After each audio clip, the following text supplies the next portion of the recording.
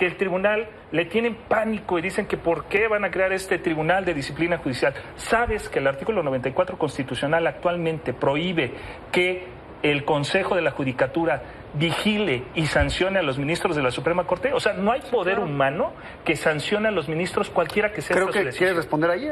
A ver, muy rápido. Obviamente está el control constitucional a través del juicio político, pero me refiero, no hay un control del poder judicial que lo permita. Sería muy interesante saber quién va a controlar entonces al tribunal disciplinario. Pero solo quisiera yo decir otra cosa. Popular, es que siempre tiene que haber algún ¿Quién vigila a los vigilantes, digamos? Sí, exacto. Pero hay otra cosa. Decir que se puede controlar el poder judicial a través de la designación de ministros es no entender cómo funciona el Poder Judicial y desconocer absolutamente la independencia judicial de cada una de las personas juzgadoras. El que los ministros sean puestos con una sola ideología no implica que todas las personas juzgadoras se vayan a cuadrar a lo que puede determinar la Corte.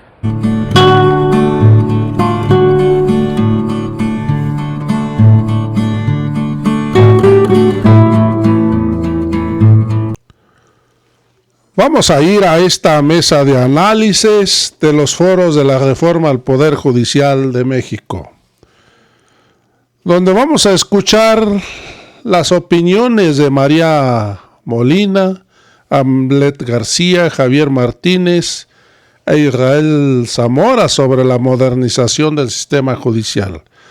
Aquí lo que queda claro, amigos y amigas, que aquí estas dos personas, María Emilia Molina y el señor Israel Zamora, no están de acuerdo con el plan C del presidente. No acaban de entender que es un mandato del pueblo que dio el 2 de junio. Amigos, vamos a ir a esta mesa de análisis. Bueno, y como todas las semanas tenemos nuestra mesa de análisis y debate de la reforma judicial, esta noche me acompañan en el estudio Javier Martín Reyes del Instituto de Investigaciones Jurídicas de la UNAM, Israel Zamora, vicepresidente de la Comisión Permanente en el Senado de Morena, María Emilia Molina, magistrada del Consejo de la Judicatura Federal y presidenta de la Asociación Mexicana de Juzgadores, y se nos une el diputado por Morena, Hamlet García Almaguer. Muy buenas noches a los cuatro. Buenas noches, bienvenidos. Gracias por la invitación. Pues vámonos directo con un tema que llamó muchísimo la atención, porque esta semana vimos algo inédito para todos los que estamos en medios de comunicación y para ustedes que también están en la academia o en el Poder Judicial, en la vida política. Nunca habíamos visto a ministros de la Corte salir a dar tantas entrevistas para hablar de un tema. Tuvimos posicionamientos muy diferentes. De un lado teníamos a Lenia Batres hablando de que la elección de magistrados, jueces, ministros tiene que ser de golpe.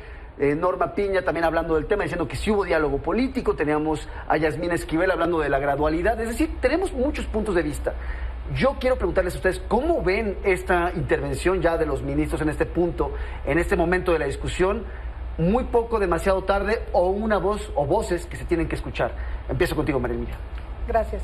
Bueno, a mí me parece que sí es inédito, porque también es inédito que se pretenda hacer una reforma del estilo que se está proponiendo. Entonces, ante lo inédito de la postura de la iniciativa, pues lo inédito también de la reacción.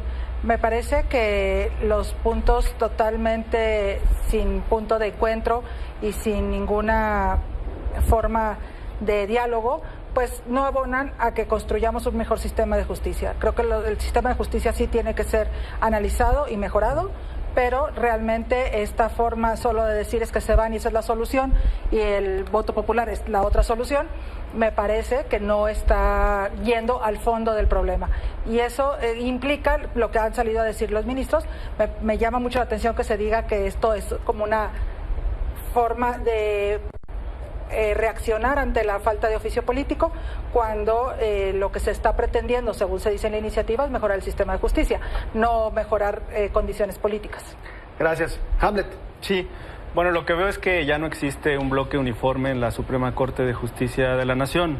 Tuvimos foros desde hace más de un año y lo platicamos aquí en este espacio.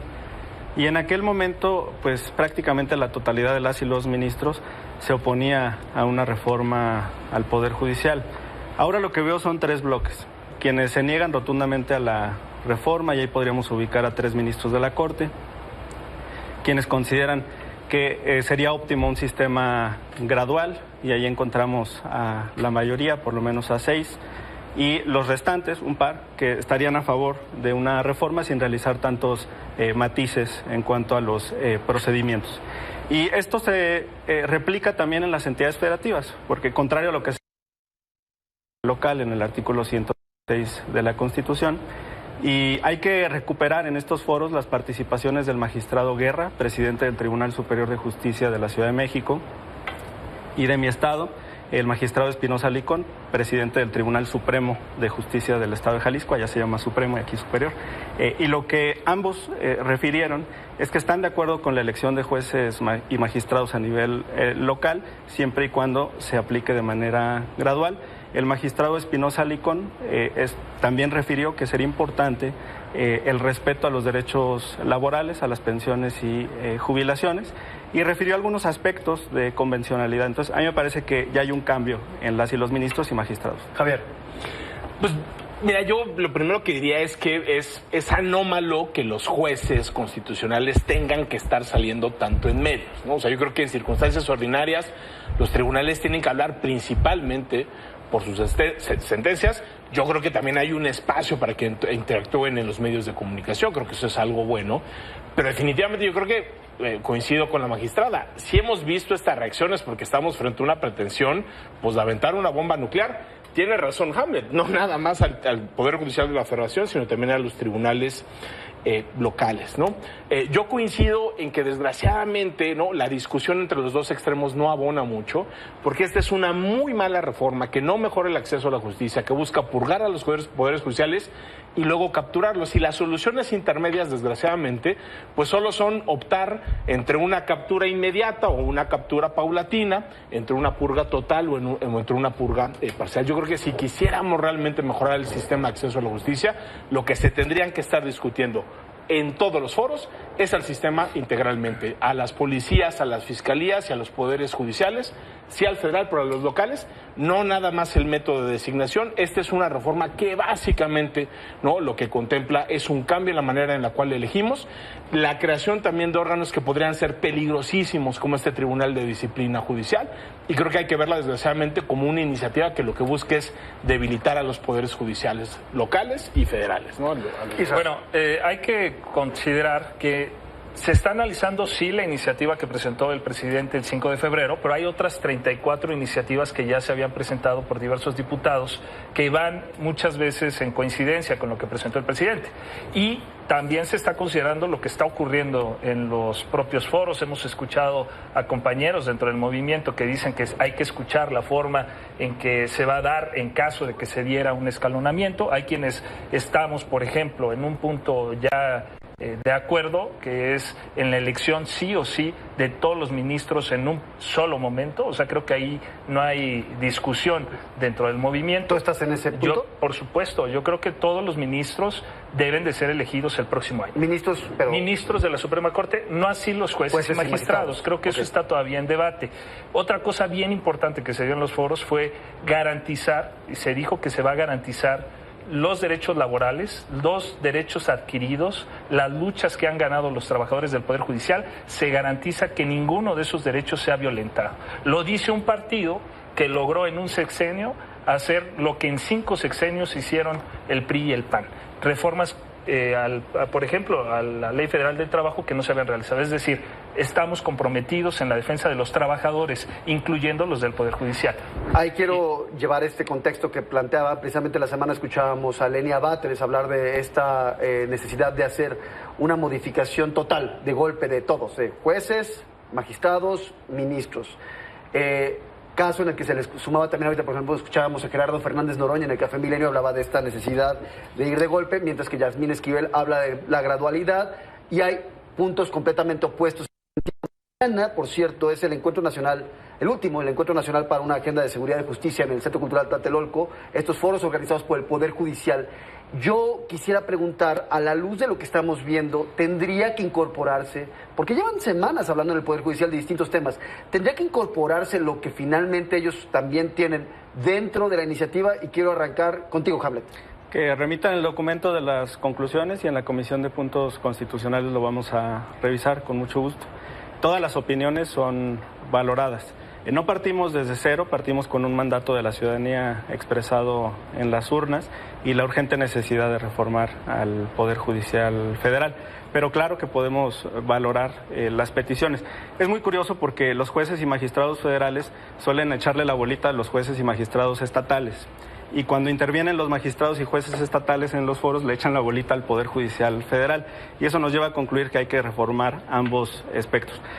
Quisiera también comentar, si quisiéramos capturar al Poder Judicial Federal desde Morena, lo único que tendríamos que hacer es esperar a que se cumplan los términos de varios ministros en este sexenio. 4. Sí, y que la presidenta Sheinbaum pueda designarlos directamente, pero ese no es el caso. Vamos por una reforma al Poder Judicial Federal. Y decir también, hoy Alito Moreno le dedicó 2 minutos al Poder Judicial Federal de su discurso y reiteró su alianza, su coalición con Norma Piña y con el Poder Judicial Federal. María Emilia. Sí, bueno, a ver, yo creo que hay varios temas que se podrían tocar aquí, pero vuelve a decir el diputado que es la urgente necesidad de modificar el Poder Judicial de la Federación, lo cual implica que no se está viendo una reforma integral del sistema de justicia. El Poder Judicial de la Federación no le echa la culpa a los poderes judiciales locales. Lo que estamos diciendo es que hay muchos actores dentro del sistema de justicia donde el primer contacto de la ciudadanía en la justicia ordinaria es los poderes judiciales locales, todo el mundo lo sabemos, pero nosotros también hemos hablado de modificar defensorías públicas, tanto de la Federación como las locales, reforzarlas, las fiscalías, analizarlas y también el resto de los actores que están en un sistema de justicia que merece, sí, ciertamente un cambio, pero un cambio analizado y sin prisas. Javier, ahí regresando también al tema, ¿se tendría que escuchar entonces también al Poder Judicial en la confección de esta reforma finalmente? Porque ahí es donde está la experiencia de años. No lo sé si los vayan a incluir, pero ¿se tendría que escuchar? Pues mira, yo creo que definitivamente, y no solo el Poder Judicial de la Federación, Víctor Hugo, yo creo que hay de verdad kilos y kilos y kilos de estudios muy serios que se han hecho en la academia, en la sociedad civil, hay reportes de organismos internacionales. Hasta sobrediagnosticado, podría decirse. Yo te diría, estamos sobrediagnosticados, hay muchísimas alternativas sobre la mesa para resolver integralmente el sistema, pero aquí lo único que se está planteando de nueva cuenta es decapitar, y yo creo que es exactamente lo contrario, Jalmet, es decir, tan quieren capturar a todos los poderes judiciales, ¿no?, que no les basta con esperar. El método de designación, lo hemos dicho desde hace muchísimos años, es un método que le da muchísimo poder a la presidencia. Ahí está el caso de Elena Batres, y ahí están también otras designaciones que yo creo que nunca deberían haber sucedido, como la de Eduardo Medina Mora y otros personajes, pero tan no les bastan esos 4 espacios en la Suprema Corte de Justicia, que ya lo dijeron aquí con claridad, uno de sus irreductibles es que se vayan todos los ministros. Es la purga absoluta del órgano límite del Tribunal Constitucional. Eso en México y en el mundo sería gravísimo. Nada más hay que recordar también que el caso de Elena Batres es porque la oposición rechazó las ternas que proponía el Ejecutivo. Llegamos a ese punto por eso. Llegamos a ese punto, pero también con un método constitucional que a todos los presidentes. Voy a participar y decir, ojalá el Poder Judicial, que ahora está tan urgido de ser escuchado, hubiera participado en los foros a los que se les invitó el año pasado, que fueron foros en donde incluso las conclusiones se les compartieron a 2 ministras y a un ministro de la Suprema Corte, y también en los foros que se realizaron este año, en donde participaron 170 invitados y no quisieron participar. Participaron cuando el pueblo de México nos dio un mandato en las urnas de hacer es que fíjate, hay que hablar en otro foro acerca de la si vas a redondear hacia arriba, porque es 54.7. Y aparte decir que ganamos el 93% del Senado en primer lugar y ganamos prácticamente el 85% en la Cámara de Diputados, algo que no dice aquí el abogado. Ahora, es importantísimo, no de los votos, es importantísimo decir, por ejemplo, que el tribunal le tienen pánico y dicen que por qué van a crear este tribunal de disciplina judicial. ¿Sabes que el artículo 94 constitucional actualmente prohíbe que el Consejo de la Judicatura vigile y sancione a los ministros de la Suprema Corte? O sea, no hay poder humano que sancione a los ministros, cualquiera que sea. Creo que quieres responder ahí. A ver, muy rápido. Obviamente está el control constitucional a través del juicio político, pero me refiero, no hay un control del Poder Judicial que lo permita. Sería muy interesante saber quién va a controlar entonces al Tribunal Disciplinario. Pero solo quisiera yo decir otra cosa. Es que siempre tiene que haber algún ¿quién vigila a los vigilantes, digamos? Sí, exacto. Pero hay otra cosa. Decir que se puede controlar el Poder Judicial a través de la designación de ministros es no entender entender cómo funciona el Poder Judicial y desconocer absolutamente la independencia judicial de cada una de las personas juzgadoras. El que los ministros sean puestos con una sola ideología no implica que todas las personas juzgadoras se vayan a cuadrar a lo que puede determinar la Corte. Por eso hay anarquía judicial, por eso el juez Rodrigo de la Pesa, que no lee el artículo 99 de la Constitución, dice: a mí no me importa que sea un tribunal constitucional, no solo existe uno, la Suprema Corte hay dos, la Sala Superior. A mí no me importa que la Sala Superior esté 3 escalones todos, ¿no? Arriba de mí. Bueno, déjame terminar. Sí. Órganos de instancia definitiva. Al juez Rodrigo de la Pesa no le importó eso, y no le importó que el artículo 61 de la Ley de Amparo diga que el amparo en materia electoral es improcedente. Sin mayor preocupación emite esta suspensión y ahora está en un problema. Pero es un buen ejemplo de cómo el propio sistema judicial contempla los recursos y los remedios. Sí, pues, esa decisión del juez de la Pesa se revocó, mantener el status quo, pero lo que ustedes quieren es el status quo de la Corte. Quiero retomar ahí una pregunta. A ver, pero quiero plantearles una pregunta. Porque uno de los argumentos que hemos escuchado en estos días, a ver, quiero su opinión, que va a ser, estoy seguro, muy contrastante respecto al tema, ha sido que la elección por vía del voto de jueces, de magistrados, voy a dejar a ministros de lado, permitiría que tuvieran una responsabilidad social. ¿En qué sentido? Que tuvieran una cercanía con las personas a las que están juzgando.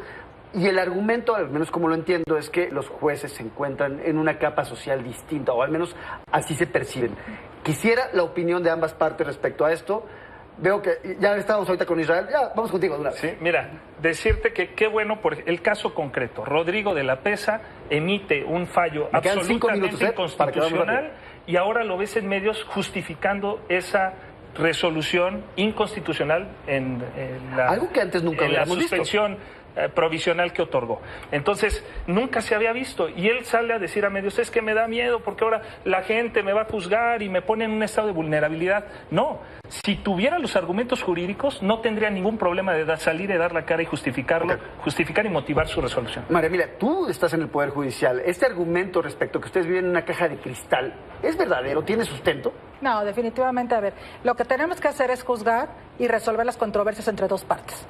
Cuando uno resuelve las controversias entre dos partes, es muy difícil que las dos partes estén de acuerdo con lo que hacemos. Claro que nos equivocamos, por supuesto que nos podemos equivocar. El propio sistema, por cierto, realizado por los legisladores, ese sistema prevé recursos. Y los recursos son para destruir las resoluciones que son ilegales. No se habló de inconstitucionalidad en la resolución del colegiado, pero lo que es cierto es que las personas juzgadoras no podemos quedar bien con toda la sociedad, porque a la mitad le decimos que no tiene razón.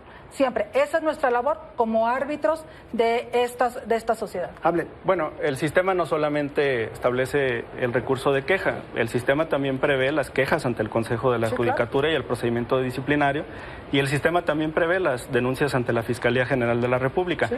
Un solo acto puede tener naturaleza administrativa, naturaleza penal. Entonces, qué bueno que la Sala Superior presente la denuncia ante la Fiscalía, qué bueno que se le instaure un procedimiento de disciplina, y se ve muy lento, la verdad, del Consejo de la Judicatura Federal. Ya debería de haber suspendido a este juez de distrito.